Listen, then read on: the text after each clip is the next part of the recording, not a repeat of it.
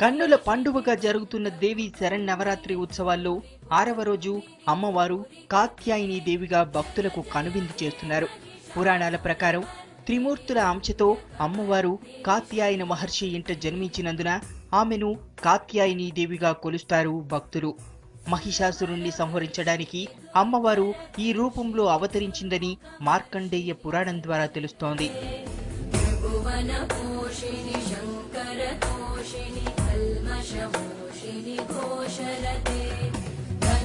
భాద్రపద బహుళ చతుర్దశి రోజున అవతరించిన అమ్మవారు ఆశ్వయుజ శుద్ధ సప్తమి, అష్టమి, నవములయందు కాత్యాయన మహర్షి పూజలనందుకొని దశమి నాడు మహిషాసురుణ్ణి వధించింది. అందుచేత ఆ రోజును విజయదశమిగా జరుపుకుంటాం. కోరిన కోరికలు తీర్చే అమ్మగా కొలువైన కాత్యాయని దేవి రూపం మేలిమి బంగారు వర్ణంతో 4 భుజాలను కలిగి భక్తులకు దర్శనమిస్తుంది.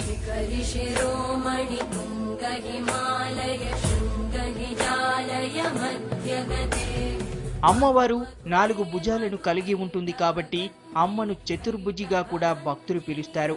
తన 4 చేతుల్లో అమ్మవారు అభయముద్ర, వరముద్రతో పాటుగా ఖడ్గము, పద్మమును కలిగి ఉంటుంది. ఇక ఈ రూపంలో అమ్మవారు సింహవాహినిగా భక్తులకు దర్శనమిస్తుంది.